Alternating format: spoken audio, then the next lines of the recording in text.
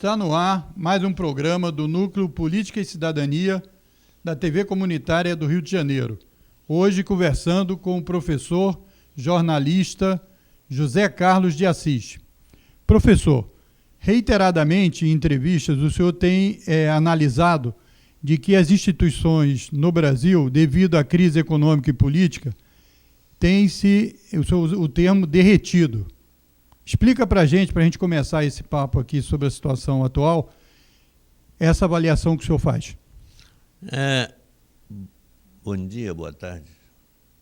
Boa noite. Vai passar nos 3 horários. Então, o que eu acho é o seguinte, essa sensação do derretimento das instituições é uma sensação real, porque corresponde aos fatos.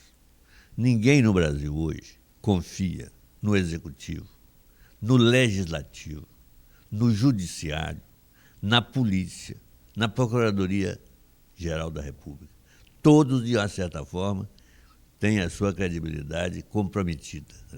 Quando você chega numa situação dessa num país, e isso é raríssimo, na história, eu estava conversando há pouco tempo com amigos meus, dizendo o seguinte, em termos de informação histórica, eu só conheço uma situação similar a essa que o Brasil está vivendo. Foi exatamente às vésperas da Revolução Francesa, no século XVIII. As nossas crises aqui no Brasil sempre sobrava alguma coisa. Ou sobrava o Executivo, ou sobrava o Legislativo, ou sobrava o Judiciário. Década de 30, 64, quer dizer, 64, o golpe de 64. Você teve um golpe militar, mas as instituições ainda estavam funcionando. Os militares tomaram conta delas e colocaram essas instituições para funcionar, para retomar o seu funcionamento numa linha diferente. Agora não, ninguém pensa o seguinte, como é que retoma a Câmara dos Deputados, depois daquele vexame simbólico que foi a votação do impeachment? Como é que retoma o Executivo, pura e simplesmente, depois do que aconteceu na Petrobras? Como é que retoma o Judiciário, com todas as denúncias, com toda a incredulidade que o Judiciário passa para a população brasileira? Quer dizer, salários fantásticos, o judiciário mais caro do mundo, 1,2% do PIB. Isso é uma situação inédita para nós.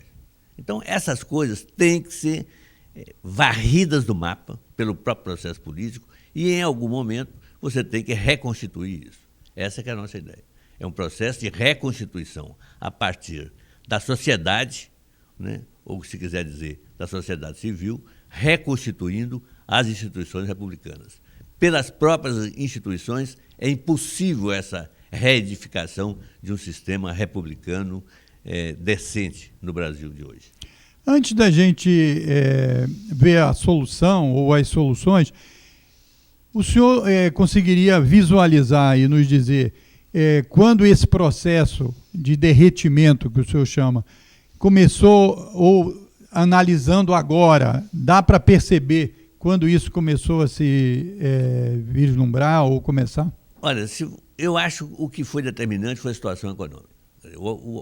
A agudização do processo de crise econômica é que levou a um extremo da crise política. Por quê? 2014 foi um ano não muito diferente dos anos anteriores. Quer dizer, você tinha uma taxa de desemprego baixíssima, o que é fundamental numa economia. A economia não estava crescendo, grandes coisas, mas estava crescendo ainda, pouquinho, mas estava crescendo. E você estava com a sociedade econômica mais ou menos organizada. Você não tinha uma disrupção grande da área da indústria, o setor agro estava funcionando muito bem. Então, o setor de serviços estava funcionando muito bem, gerando muitos empregos. Até 2014, portanto, você não tinha nenhuma sinalização de uma crise nas dimensões que apareceu. Mas aí o que aconteceu em 2014? Meados de 2014. Primeiro teve a eleição, em que o processo político foi radicalizado. Em segundo lugar, mas mais importante, foi a questão da Lava Jato. A Lava Jato desestruturou a economia brasileira. A Petrobras é uma gigantesca empresa, articulada com outras grandes empresas, e a crise na Petrobras gerou uma consequência terrível para a economia. A Petrobras deve representar, mais ou menos, ou devia representar, algo como 20% do produto interno bruto. Então, com influência brutal na geração de emprego. Então, E tem duas dimensões a crise da Petrobras.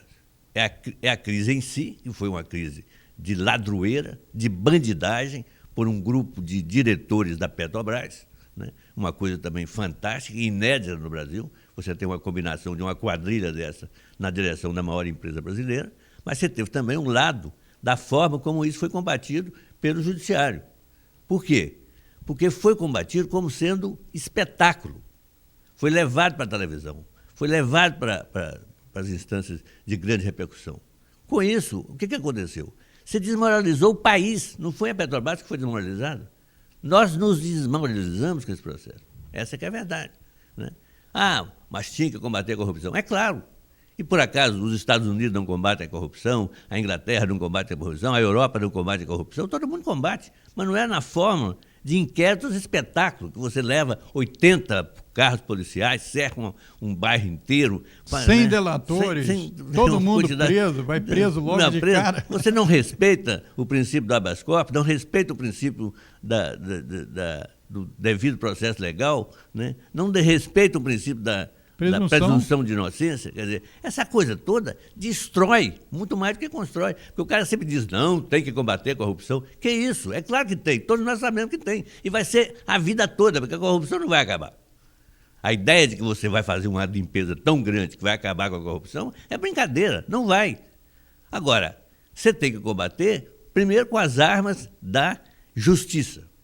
Com as armas da justiça real, e não da justiça que trabalha no campo da simbologia, articulada com a imprensa, para criar um ambiente social numa determinada direção. Quer dizer, na verdade, o que houve foi um conluio de uma parte do judiciário com uma parte da grande mídia para, no fundo, como eu disse antes, desmoralizar o sistema de vida no Brasil.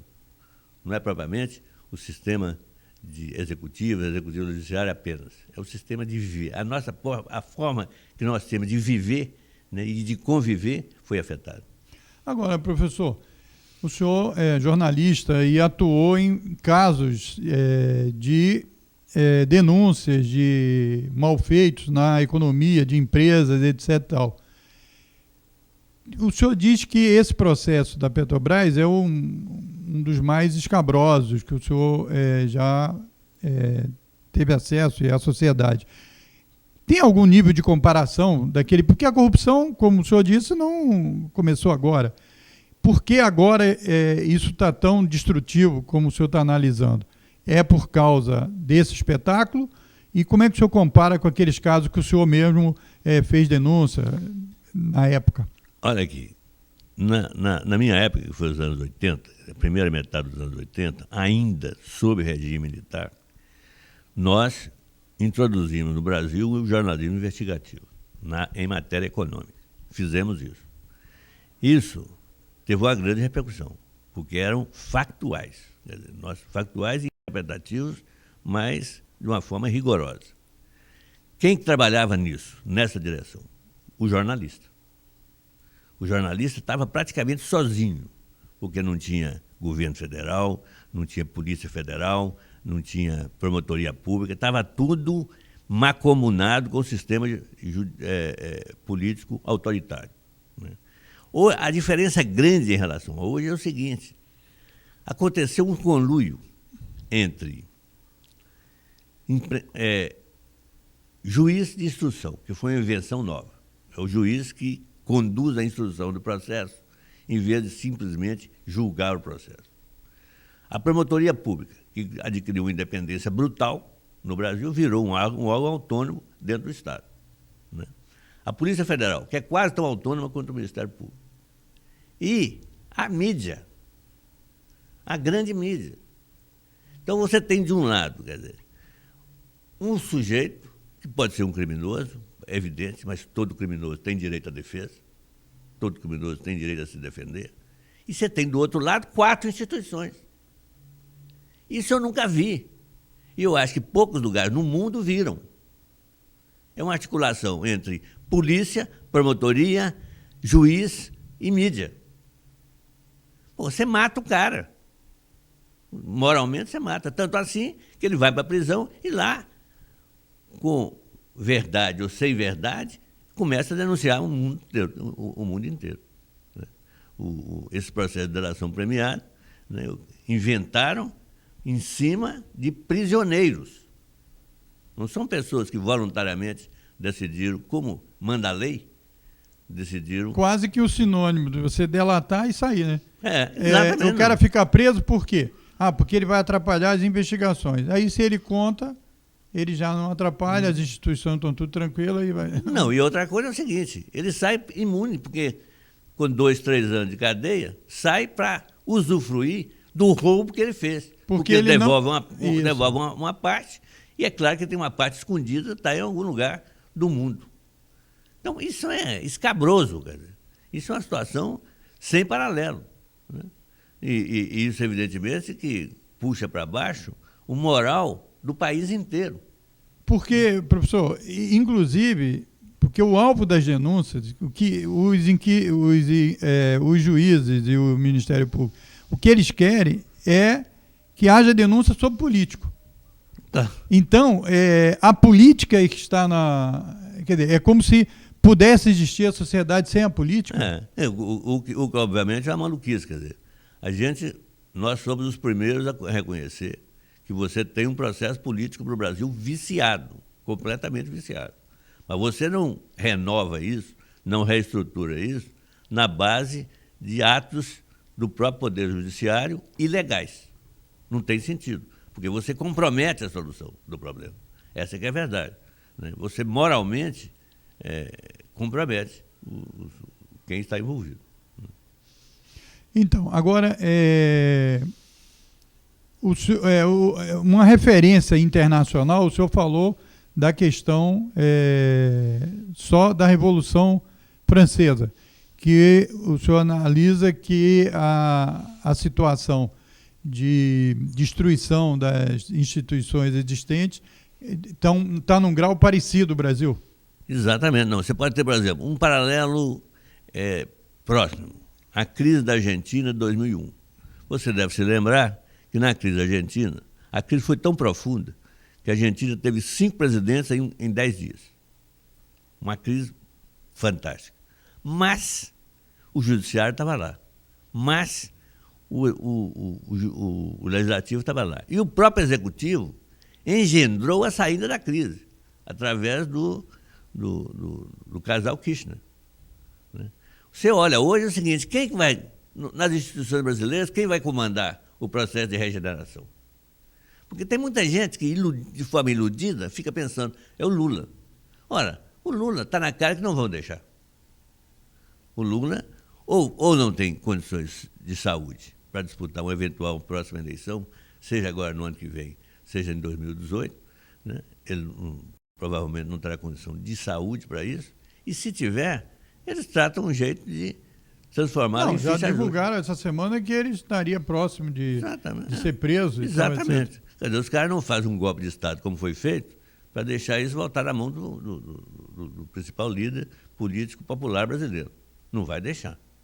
Isso é ilusão. Quer dizer, isso é o que eu chamo de fetiches do pessoal progressista. Ficar, quer dizer, em vez de você cuidar de ter uma alternativa real para esse quadro, quer dizer, levantar uma parte da sociedade civil para articular uma saída, em vez de você fazer isso, você fica com ilusões. Né? Mas, professor, o senhor, em várias entrevistas, o senhor, inclusive, demonstrou uma preocupação com essa questão da tentativa de prisão e de linchamento do Lula, no sentido de como isso poderia afetar a situação social no país, né? De uma convulsão, uma coisa assim. Isso, por enquanto, o senhor está descartando? Não, eu acho o seguinte, o risco de convulsão social tem esse risco. Por quê?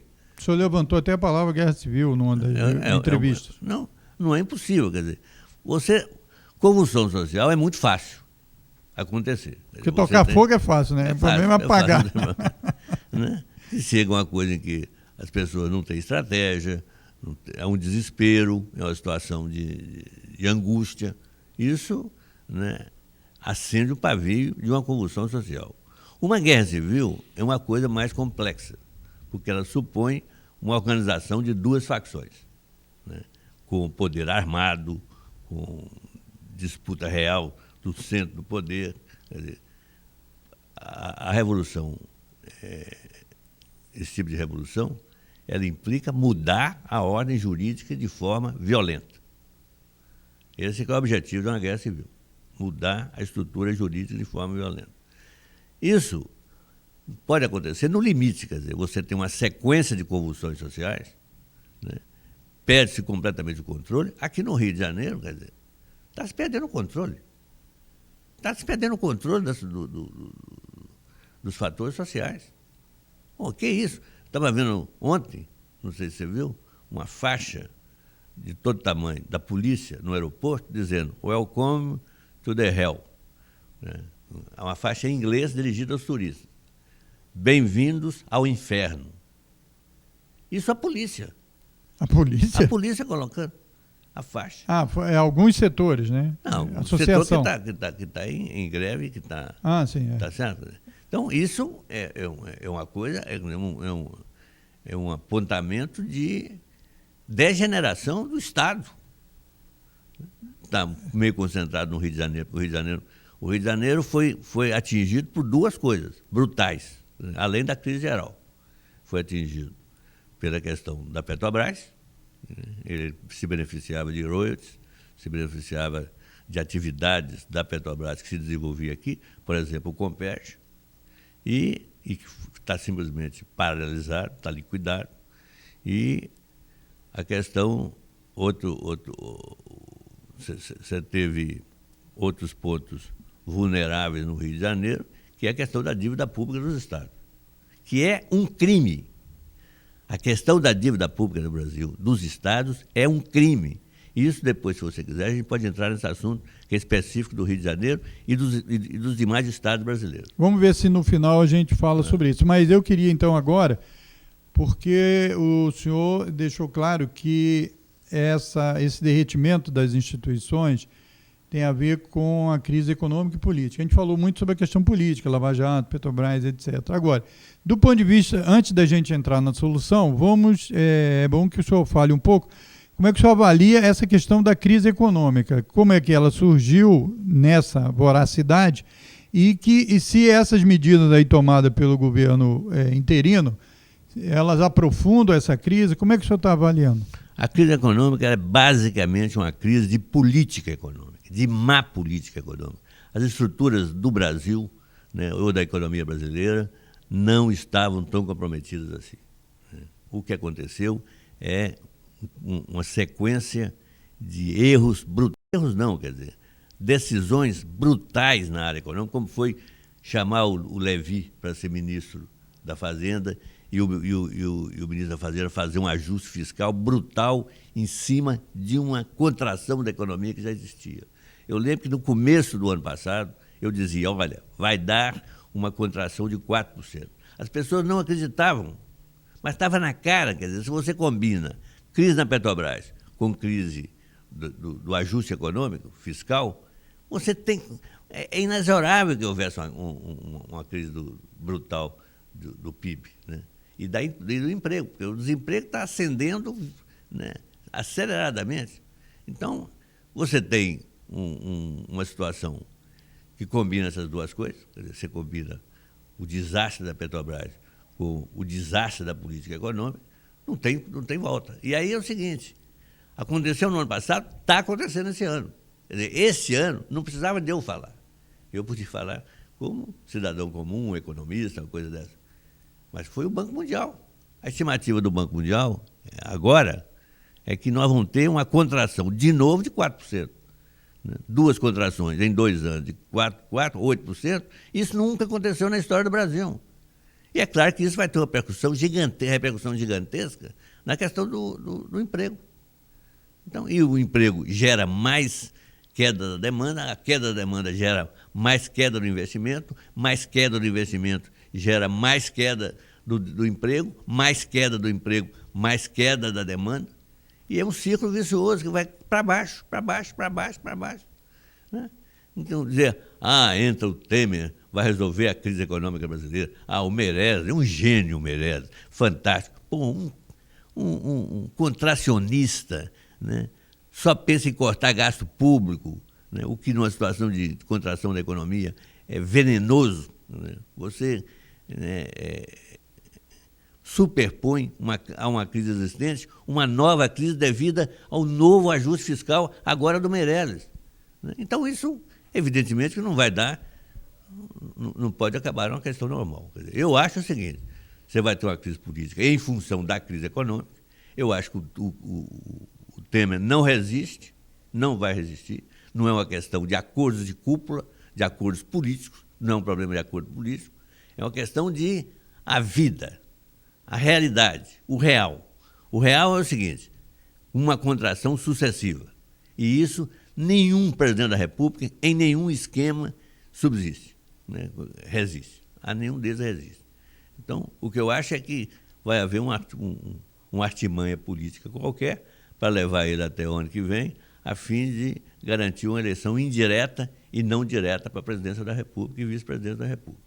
Se for esse ano, se ele viesse a cair esse ano, seria uma eleição... Mas ele só poderia cair se ele renunciasse, não? Porque... Temer? No caso... Porra, pode ter uma convulsão no Congresso Nacional, pode ter um diabo. No Congresso. E na rua. Porque aquele negócio do impeachment dele... Não, aquele é irrelevante, aquele já passou. Não vai acontecer nada. Não vai acontecer nada. Vai acontecer nem no TRE, né? No TSE. Que parece que estão dividindo as contas. A única coisa daquilo ali pode parecer é o seguinte, é se as chamadas classes dominantes, as elites dirigentes que estão aí, quer dizer, o time aí do interinato, se eles caras disserem o seguinte, olha, não vamos levar isso até o ano que vem, vamos resolver esse ano. Mas para eles tentarem resolver a crise política esse ano, que também é uma crise intermediária, não vai resolver definitivamente nada.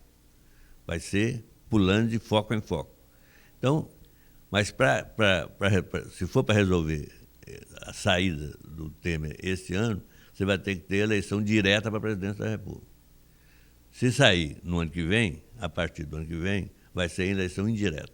O que eu acredito é que eles, em determinado momento, quando virem que a situação realmente saiu completamente de controle sobre o Temer, eles criam uma nova política em cima, uma nova crise política em cima da crise política existente, ou o tire. E o negócio do parlamentarismo, parlamentarismo. Tudo isso aí também já foi. Quer dizer, tudo isso depende do Congresso Nacional, depende da Câmara. Não é uma questão que se resolve simplesmente, é controversa. O que eles podem fazer é o seguinte, é levar o Temer num caixão até o ano que vem, quer dizer, ele já está morto politicamente, mas eles levam até o ano que vem num caixão. Porque ele foi citado, inclusive, na Lava Jato, né? Quando chegaram, isso aí é outra coisa, tá certo? Isso aí, eles podem ativar isso a qualquer momento, né? Eu digo, em questões normais, ele vai dizer o seguinte, morreu como presidente da República. É um fracasso. A rua está aí para dizer isso. Então, o que vai fazer? Nós vamos consagrar essa morte este ano e aí gerar uma eleição direta, e nesse caso eu acho que eles não vão topar, não vão querer fazer uma eleição direta, mesmo tirando o Lula da parada. Eles vão talvez levar o Temer morto num caixão até o começo do ano que vem para ter eleição indireta. Na eleição indireta, eles podem esperar fazer uma figura qualquer tirada aí do espectro político de direita no Brasil, né? Isso pode fazer. Para gerar novas crises lá na frente até 2018. Do meu ponto de vista, o que se tem que ter para valer em conta é 2018. Até lá vai ser tumultos sucessivos. 2018 é para limpar a área. Nós vamos ter um ano e pouco, igual os 10 dias da Argentina. Que exatamente, você vai ser espalhado um pouco, mas aqui estava mais organizado que lá, então aqui espalha mais. Então, agora, professor, contra o derretimento das instituições, qual é a solução? Não, eu acho que, quer dizer, quando a superestrutura política derreteu, de onde que pode vir a solução? Da base dela, que é a sociedade civil. A sociedade civil tem que se articular, né? Porque não tem salvador da pátria nisso aí. Ninguém mais. Quer dizer, é uma ilusão achar que a Dilma vai voltar, essas coisas todas, se voltar também não vai levar a lugar nenhum. Essa que é a verdade. A possibilidade da gente regenerar o país é pela sociedade civil. E isso vai levar quanto tempo? Eu não sei. Quer dizer, eu vou torcer para que você leve o menor tempo possível. Mas a gente tem que fazer alguma coisa. Não é esperar, sentar no meio-fio e ficar esperando e acontecer. Não. Nós temos que nos mobilizarmos em termos concretos, no sentido de visar a uma solução, tanto para a crise econômica quanto para a crise política, né? Por isso que a gente está criando a Aliança pelo Brasil.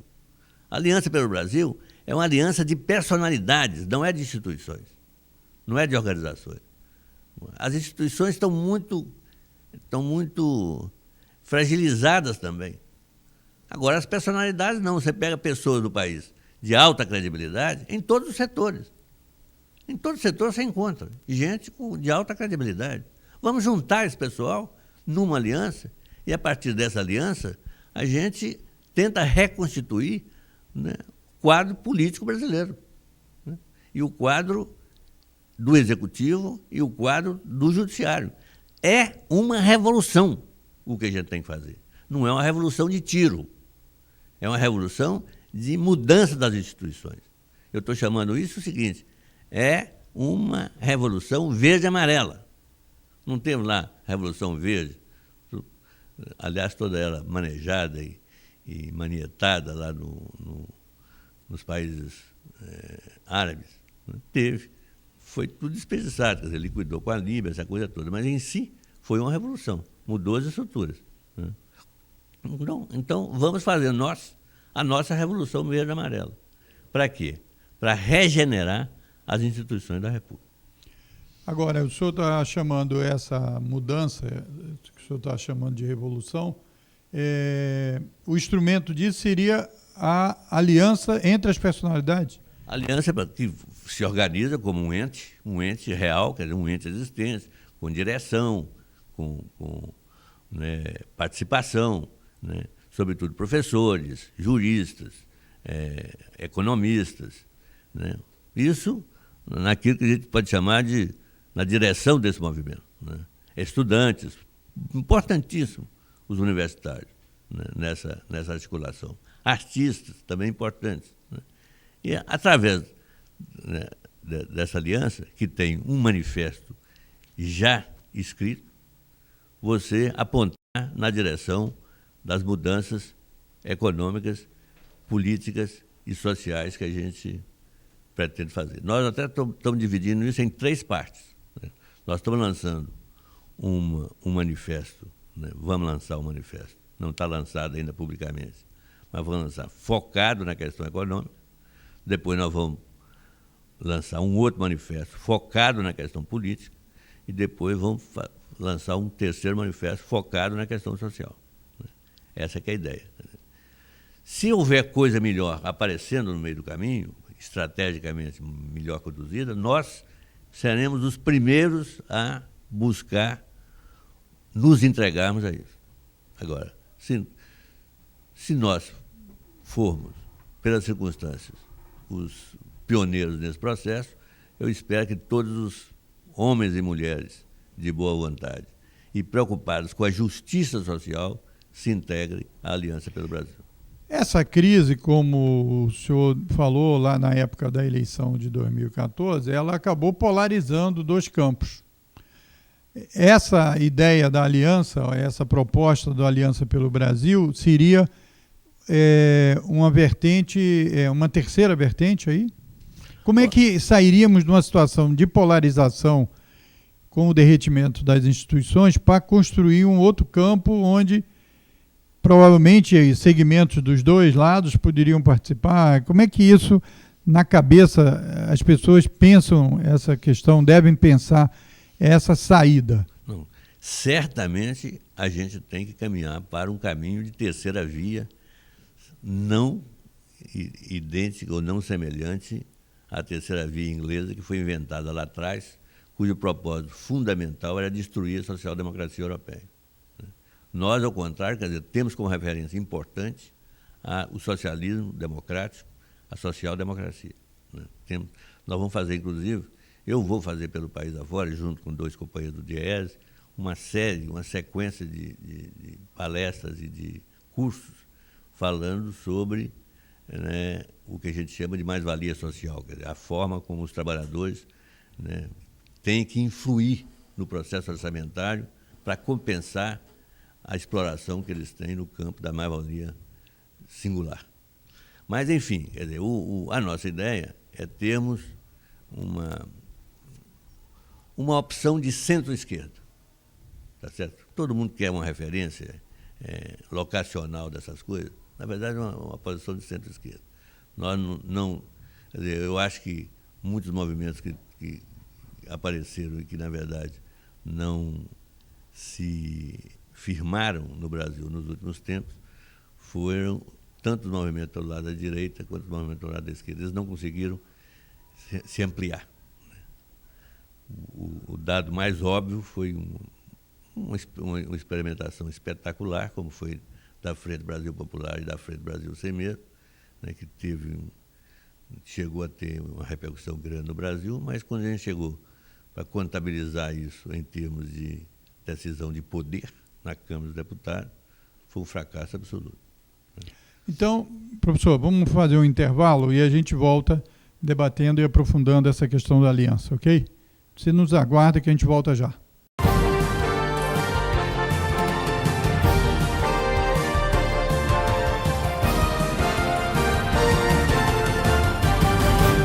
Dando prosseguimento à nossa entrevista com o professor e jornalista José Carlos de Assis, professor, o senhor estava comentando aí de como a Aliança pelo Brasil representa nessa polarização que surgiu a partir das eleições de 2014 e o derretimento das instituições, ela seria uma alternativa de criar energias e força suficiente para dar uma solução para a realidade.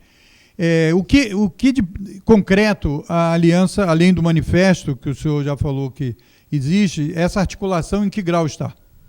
Moisés, talvez para entender isso bem é o seguinte: o nosso foco não é o curto prazo. O curto prazo nós perdemos. As pessoas têm que tomar consciência de que com essa Câmara dos Deputados, não tanto o Senado, mas sobretudo a Câmara, nada avançará no Brasil em termos políticos. E essa Câmara só será renovada em 2018. E em 2018 você vai eleger um novo presidente da República, se forem cumpridos os figurinos que estão aí. Então, o nosso foco é 2018. Nós vamos nos preparar para 2018. Com que candidato a presidente da República? Nesse momento eu não sei. Eu espero que, pela evolução da aliança, a gente consiga determinar e escolher o candidato à presidência e à vice-presidência da República. Agora vamos fazer o programa.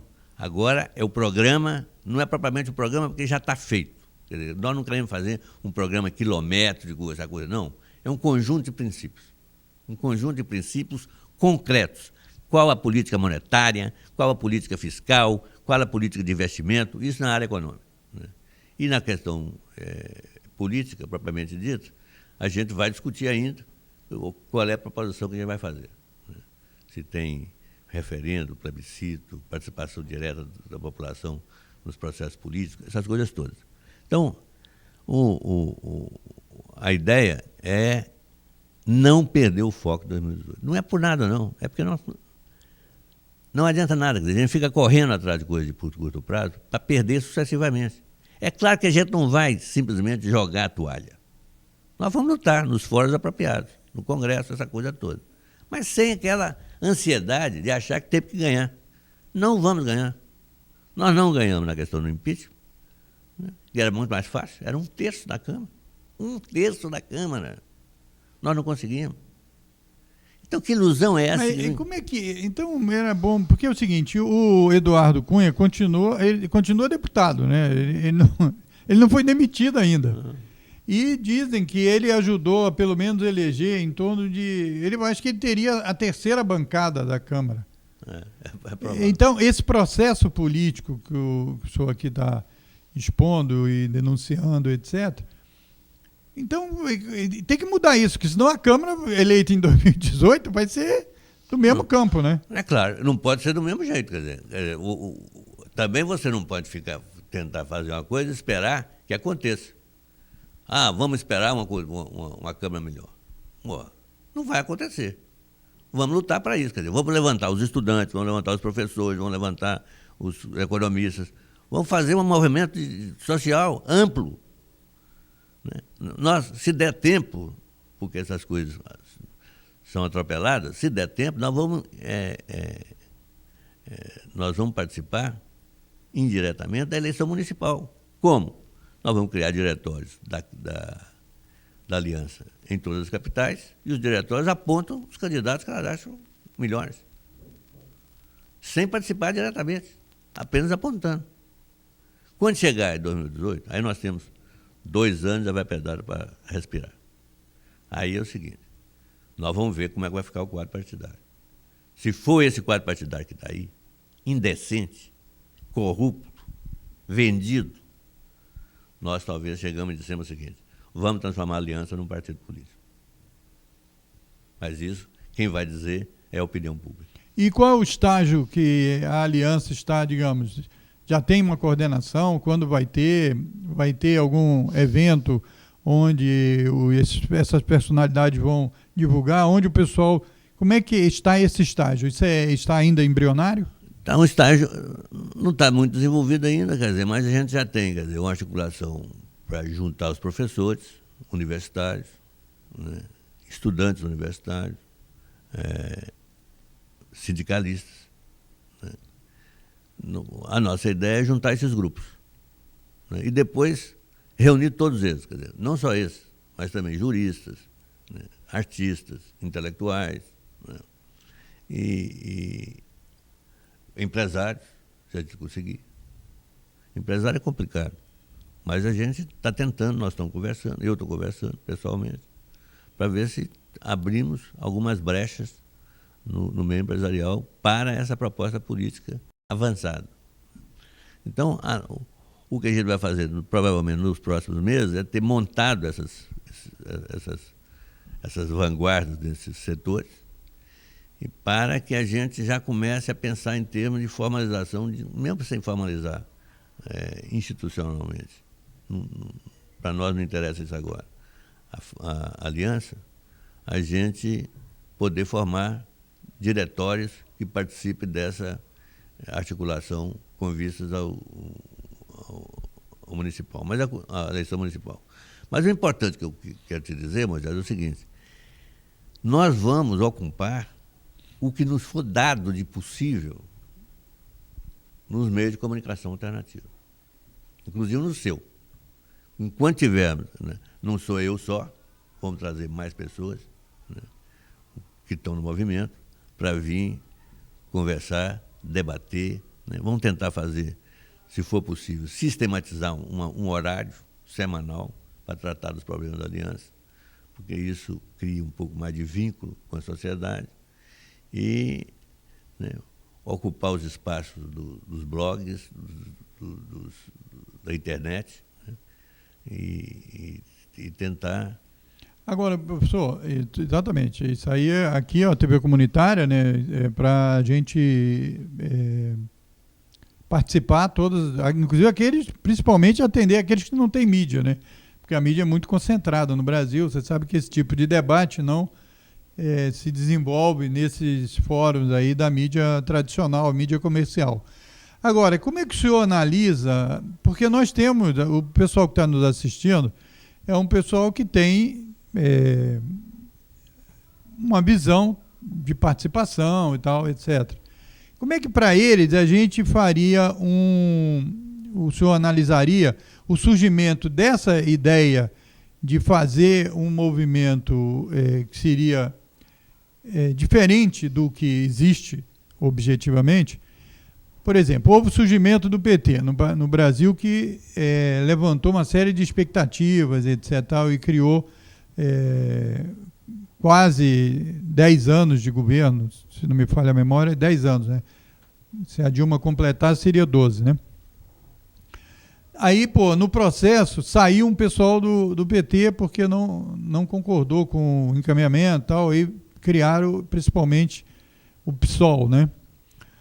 Depois teve a parte que saiu com a Marina, que criou a rede, sempre com uma perspectiva de coisa diferente, de forma diferente de organização e tal.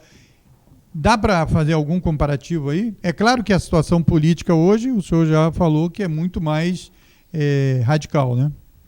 Não, eu acho que dá para fazer uma comparação simples, porque a gente tem essa experiência não vivida diretamente, mas vista objetivamente, que são esses partidos que você citou. A forma como a gente vai enfrentar isso é pela proposta programática, não um programa imenso. Quer dizer, o que é, por exemplo, taxa de juros. Tá certo? Quer dizer, não aceitamos essas taxas de juros nesses níveis e vamos dizer por quê. E como é que se faz alternativamente. Então, não vai, se algum, né, se os deuses nos ouvirem, se a gente chegar ao poder, não tem saída. Vai ter que aplicar aquilo. Tá certo? O senhor está me... Agora, antes do senhor acabar, aí vamos fazer uma provocação aqui. Muitos setores que acabaram não se organizando como novas alternativas partidárias e tal, ficou achando que aquele movimento original do PT, que inclusive disputou 2 eleições ou 3 e não ganhou, etc., foi rompido exatamente por uma alternativa de política econômica que não era bem a política original. Você acha que tem aí essa questão, que essa aliança, ou esses pensamentos que você está trazendo aqui, no sentido de... Porque é o seguinte, não dá para fazer mudanças sem...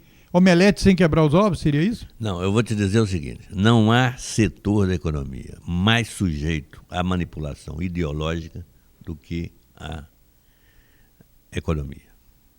Por quê? Porque tem complexidades. As pessoas comuns não entendem.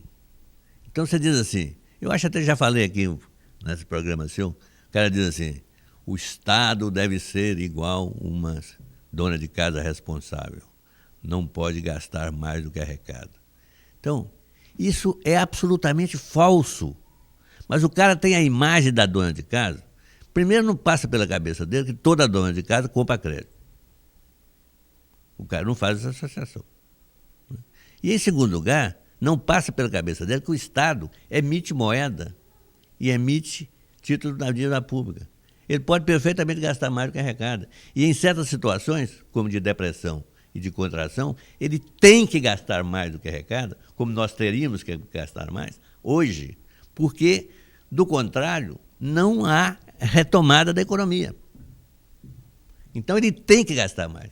Agora, é a coisa mais disseminada e a favor dos banqueiros, dos rentistas, dos financistas, é essa questão do Estado não pode gastar mais do que arrecada. E você acha que isso, do ponto de vista de todo mundo que até teoricamente defendia uma posição de aumentar o gasto, de fazer déficit, etc., como uma solução econômica, ficou na defensiva nesse debate. Então, do ponto de vista ideológico, esse debate é que permeia e até pegou a esquerda e também assumiu isso. Pegou direto a esquerda. Escolheu o Meirelles para ser presidente do Banco Central, por exemplo. E escolheu o Palocci para ser ministro da Fazenda, que, porra, é um contracionista também. A cabeça dele é neoliberal. Neoliberalismo é isso. Neoliberalismo, deixa eu até explicar uma coisa importante aqui para as pessoas compreenderem. O que é neoliberalismo? Neoliberalismo. Neo significa novo, o novo liberalismo. Em relação a quê? Em relação ao que prevalecia antes da década de 30. Porque na década de 30 entrou o keynesianismo, que é exatamente essa ideia de você gastar mais do que arrecada em épocas de depressão para você retomar a economia. Não tinha um negócio, uma linguagem, uma figura, né, que você contrata um para cavar o buraco e contrata outro para... Exatamente. Como é que era? Para tirar. Né? Enterra lá dinheiro num buraco e manda o outro cavar para tirar o dinheiro. Né? Isso aí beneficia a economia e é verdade, beneficia mesmo. É claro que você não precisa fazer isso, você faz obras de infraestrutura que é muito mais interessante. Mas o liberalismo, o que é liberalismo? Filosoficamente falando, é o sujeito que quer ter uma liberdade sem limites individuais. Isso que é, na essência, a filosofia neoliberal do começo do século XVIII, o iluminismo. O que é o democrata? O democrata é o cara que quer participar de um processo de estabelecimento comum de limites. Ele aceita o limite quando ele próprio toma decisão no processo. O liberal ou o neoliberal não aceita limites. Então, ele quer uma exploração absoluta pelo capital. E desagou nessa coisa absurda de que você tem mais rentabilidade hoje no setor financeiro, sem fazer nada, do que no setor industrial, onde você produz. Então, essa situação, que é a situação absurda em que vivemos, né? E, infelizmente, é uma coisa recoberta por ideologia. Como é que o neoliberalismo, que é uma coisa que veio surgiu depois da década de 40, né, com Hayek, com Milton Friedman, né, por que surgiu aí? Surgiu aí pelo seguinte: a Segunda Guerra Mundial foi provocada por potências totalitárias, né? Ou provocada ou guerreada por potências totalitárias. Nazismo, fascismo, comunismo stalinista e o totalitarismo japonês. Então, qual é a discussão filosófica? Tudo que diz respeito ao Estado é totalitário. Então, o Estado não pode gastar, o Estado não pode fazer, o Estado tem que ser tudo setor privado. Essa que é a filosofia por trás disso. Então, professor, agora diga aí esses passos, não ficou muito claro, quer dizer, os passos agora que a aliança vai se desenvolver no próximo período. Inclusive tem no Facebook, tem lá uma página no Facebook que tem que ser atualizada, né? Porque com a nova etapa da Aliança pelo Brasil. Então fala para o pessoal aí que eu queria entrar nessa questão do Rio de Janeiro. Bom, a questão da aliança é o seguinte: nós vamos intensificar as conferências e palestras, entrevistas, artigos pelo Brasil afora, né? Na esperança de podermos ainda influir na eleição municipal, como eu disse a você, mas com vista, sobretudo, a nos organizarmos para 2018, né? Nós queremos participar ativamente da redefinição política do Brasil que vai acontecer em 2018. Nós não vamos esperar que as coisas aconteçam por conta própria. Nós vamos forçar a barra para que as personalidades, né, as pessoas, os intelectuais, os sindicalistas, os artistas que venham a participar, os professores, né, que venham a participar, ou alguns deles já estão participando dessa aliança, né, eles venham aprofundar essas discussões e ajudar na formação da opinião pública, né? É claro que em algum momento nós vamos tentar, e não só tentar, quer dizer, vamos fazer realmente uma ampliação desse debate para a sociedade como um todo, quer dizer, fazer palestras abertas, fazer, né, eu espero que aqui no Rio a gente faça alguns eventos na Casa Grande, no Teatro Casa Grande. Então, eu acho que agora realmente é arregaçar mangas e tocar para frente, né? Então, mas você pode entrar lá na Aliança pelo Brasil no Facebook e, se quiser fazer algum comentário sobre isso, dar sua opinião, na medida do possível, a equipe do professor vai responder e, quando tiver evento, também divulgar e atualizar esse espaço. Agora, professor, vamos, o tempo que nos resta aí, o senhor falou que tinha uma questão grave, importante a falar sobre o Rio de Janeiro. Qual é essa questão? A questão é a seguinte: os funcionários públicos do Rio de Janeiro, sobretudo educadores, professores, pessoal da saúde, pessoal da polícia, eles estão com o foco errado nas mobilizações deles. O governo estadual não tem nenhuma condição de resolver o problema deles, porque é um problema financeiro. O Estado foi atingido duplamente, como eu disse antes, seja pelo lado da crise do petróleo, né, da crise da Petrobras, seja pelo lado do ajuste fiscal governamental. Mas ele tem um problema muito mais fundamental, que é o problema da dívida pública em relação ao governo federal. Essa dívida pública é um esbulho. Essa dívida pública ela não existe. Essa dívida pública jamais poderia ter sido constituída da forma como foi. E as pessoas, por falta de informação, não estão sabendo levar essa luta. A luta é contra o governo federal nessa questão da dívida. Por quê? Como é que surge essa dívida? Essa dívida surge do seguinte: os estados deviam aos bancos estaduais. Isso em 1997, lá atrás. Os estados deviam por emissão de títulos aos bancos privados, né? E aos bancos estaduais. Para essa dívida era rolada permanentemente pelos bancos estaduais e dos bancos privados. O governo federal disse: tem que privatizar os bancos estaduais. Para privatizar os bancos estaduais, terão que saneá-los, entre aspas. O que foi o saneamento?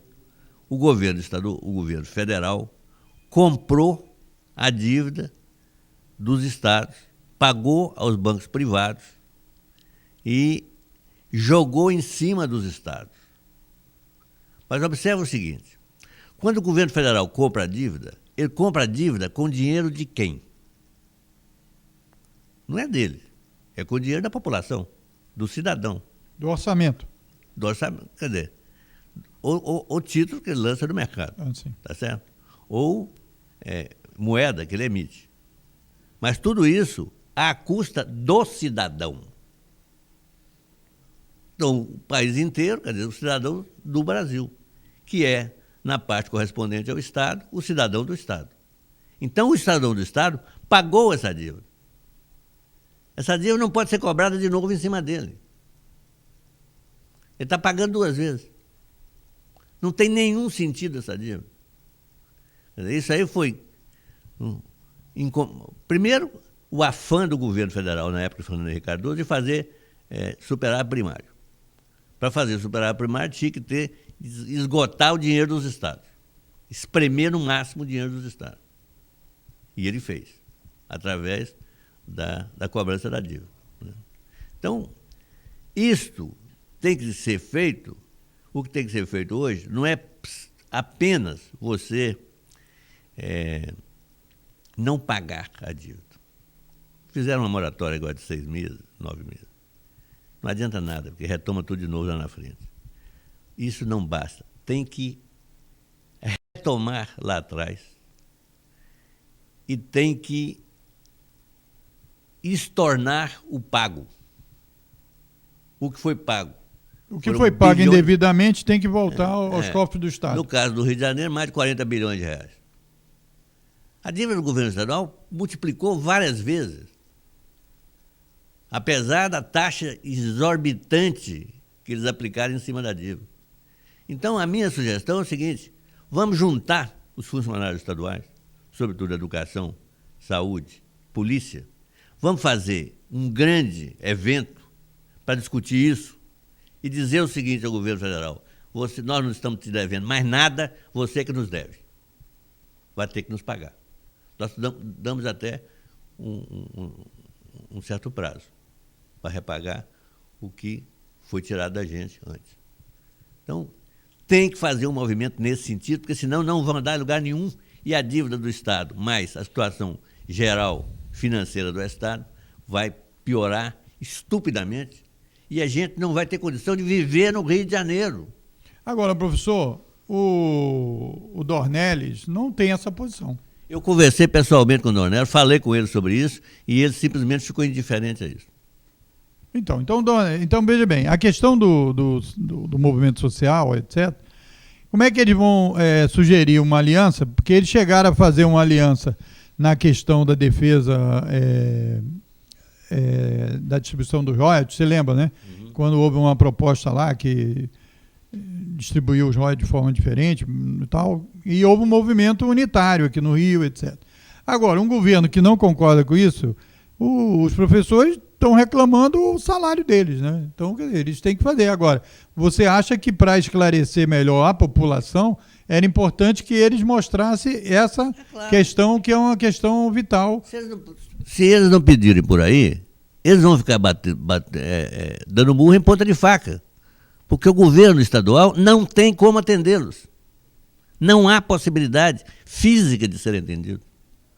Então eles têm que fazer um movimento nessa direção, convocar os outros estados, os outros funcionários estaduais nos outros estados, fazerem um movimento nacional para perdoar a dívida e retomar.